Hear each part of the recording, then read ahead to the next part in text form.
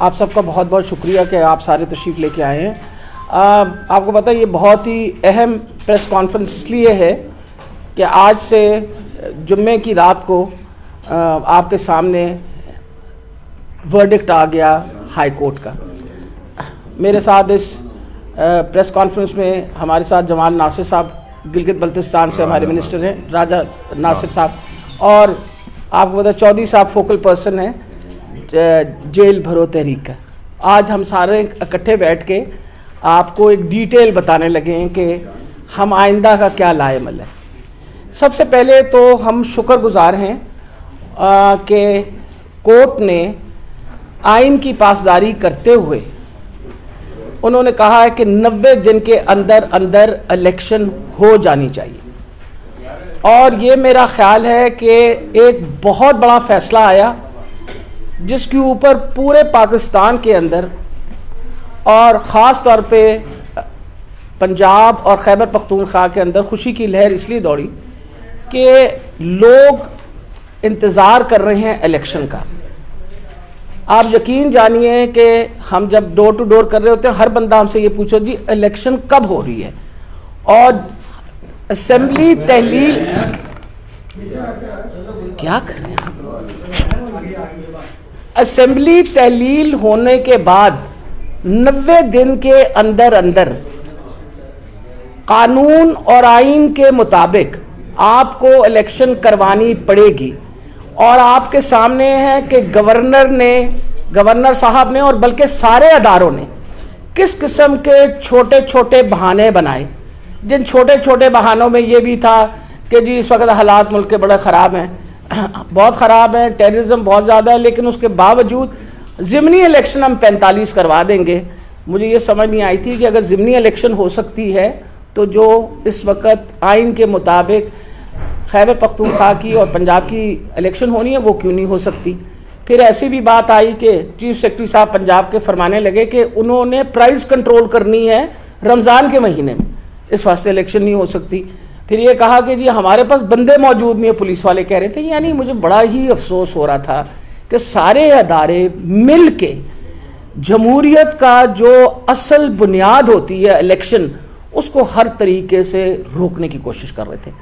शुक्र है खुदा का कि एक अच्छी वर्डिक्ट आई और अच्छी वर्डिक्ट की वजह से इंशाल्लाह अब इलेक्शन जो है वो 90 दिन के अंदर, यानी जिस दिन से असेंबलियाँ तहलील हुई हैं उस दिन से लेकर 90 दिन के अंदर अंदर करना जो है वो इस वक्त हुकूमत की मजबूरी बन गई है, जिसमें इंटरिम गवर्नमेंट भी। लेकिन आपको पता है कि इस वक्त पीडीएम इलेक्शन से दौड़ रही है, उसके बारे में तो आपको कोई शक नहीं है ना। मरियम नवाज जो मर्जी तकरीरें करती रहे, हम इलेक्शन से नहीं डरते। अरे भाई डरते नहीं हो तो फिर घबरा क्यों रहे हो, इलेक्शन को रोक क्यों रहे हो, तुम्हारी सारे अदारे रोकने की क्यों कोशिश कर रहे हैं। तो ये मैं आपको बताती चली जाऊँ, आज इस प्रेस कॉन्फ्रेंस का यही मकसद है कि इंशाल्लाह हमें उम्मीद है कि ये कंटेम्प्ट में नहीं जाएगी हुकूमत। अगर इन्होंने इलेक्शन मज़ीद कोई पोस्टपोन या कोई और हीलो हुज्जत की या कोई और बहाना किया तो जो जेल भरो तहरीक है वो इंशाल्लाह हमारी भरपूर तरीके से शुरू हो जाएगी। इजाज़ चौधरी साहब हमारे फोकल पर्सन हैं पंजाब के, मैं उनसे रिक्वेस्ट करूंगी कि वो आपको जेल भरो तहरीक के बारे में कुछ डिटेल्स बता दें। जी सर। शुक्रिया डॉक्टर साहबा। बिस्मिल्लाहिर्रहमानिर्रहीम। मुल्क के हालात दिगरगू हैं और आपके इल्म में है कि जो भी मुआहदा ये हुकूमत, इम्पोर्टेड हुकूमत IMF से कर रही है, उसका यानी बहुत बड़ा बोझ गरीब आदमी और आम आदमी, बल्कि निचले मुतवसत तबके और मुतवसत तबके के ऊपर पड़ने वाला है।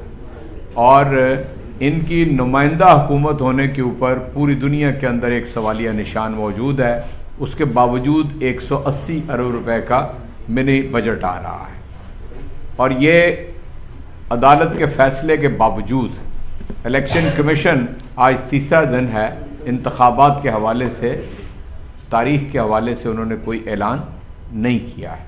मैं आपसे अर्ज़ करता हूँ कि 19वीं सदी में अमेरिका के अंदर सिविल वॉर जारी थी, लेकिन इंतखाबात एक लम्हे के लिए भी मुलतवी नहीं हुए। बड़े पैमाने पे कत्ल गारतगरी और लोगों की जानें जा रही थीं, लेकिन उन्होंने कहा कि इंतखाब के अलावा मुल्क को हालात जो बन गए उससे निकालने का और कोई रास्ता नहीं है। हमारे हमसाये के अंदर आपको मैं याद दिलाऊं, ईरान के अंदर पूरी पार्लियामेंट एक बम धमाके के अंदर उड़ा दी गई और कोई एमरजेंसी नाफिज करने की बजाय फिल फौर इंतखाबात करवाए गए।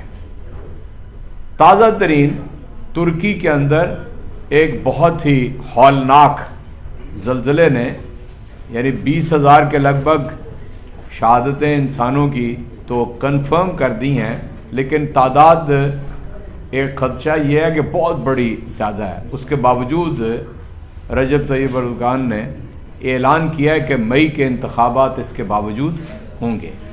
चुनाचे जो डेवलपिंग डेमोक्रेसीज़ हैं या जानदार अक़वाम हैं वो इंतखाबात से कभी इन्हराफ नहीं करती और वो सबसे ज़्यादा अहमियत अवामी राय आम्मा की तरफ उनकी तवज्जो होती है।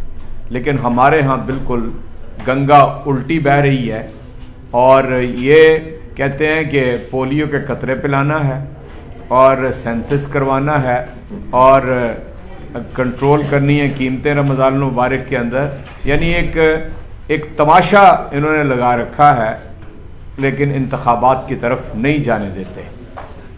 पूरा सिस्टम पूरी कोशिश में लगा हुआ है कि पाकिस्तान के अंदर इंतखाबात ना हो। लेकिन हमारे लिए क्या चीज़ अहम है? हमारे लिए ये चीज़ अहम है कि पाकिस्तान के अंदर एक मुत्तफ़िक़ा दस्तावेज़ है जिसको दस्तूर कहते हैं, पाकिस्तान का आइन कहते हैं।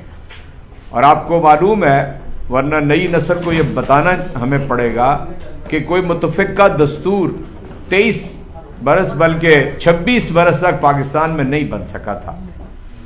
वो 56 का और 62 के दसातीर जो हैं वो भी एक खिलवाड़ थे कौम के साथ, लेकिन असल दस्तूर 73 के अंदर आया, यानी मुल्क को बने हुए 26 साल गुजर चुके थे और हम इससे पहले नतीजा भुगत चुके थे एक बेआइन मुल्क का। और नतीजा आपके सामने है।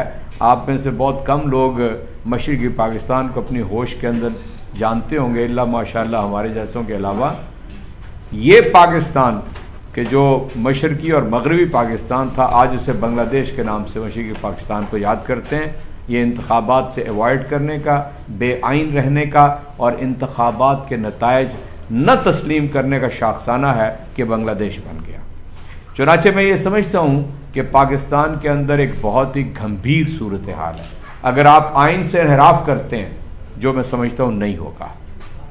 एक सिंगल बेंच ने जो तारीख साज फैसला किया है वो सारे इलेक्शन के प्रोसेस को ट्रिगर कर गया है, उसको उसने तेज़तर कर दिया और अब इनके लिए मुमकिन नहीं है कि उससे इन्हराफ करें, इल्ला कि मार्शल लॉ लगा दें। ये मुमकिन है कि मार्शल लॉ लग जाए और आइन के मुताबिक मुल्क आगे न बढ़े, वरना कोई रास्ता बाकी नहीं बचा कि ये आइंदा जो 61-62 रोज़ रह गए हैं उनके अंदर अंदर इलेक्शन का प्रोसेस, उसका शेड्यूल ऐलान न करें और इंतखाब की तरफ न जाए। हमारे खदशात अपनी जगह हैं। कोई काम गुज़श्ता 10 माह के अंदर इन्होंने ऐसा नहीं किया कि जो आइन के मुताबिक हो। सारे काम, यानी साइफर से अगर आप इसका आगाज़ कर लें, इम्पोर्टेड गवर्नमेंट को आप सामने ले आएँ और आज से 4 रोज़ पहले जो इंकशाफात आपके एक साफ़ी ने किए हैं और वहाँ पर जनरल कमर का वो बाजवा कहें तो बहुत सारे लोग अब नाराज़ होना शुरू हो गए हैं कि आप हमें क्यों कहते हैं जी, इसका नाम जनरल कमर रखें।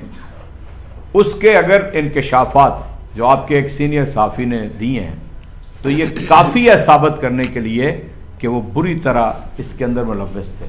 मैंने परसों भी सवाल उठाया था, ज़ाहिर है जो चेयरमैन ने फरमा दिया उससे तो आगे नहीं हो सकती। क्या इस मुल्क के अंदर कोई निज़ाम है?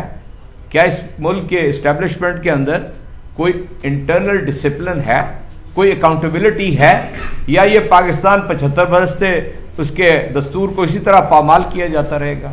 हम इसकी यानी एक जिंदा कौम की तरह मुज़ाहमत करेंगे।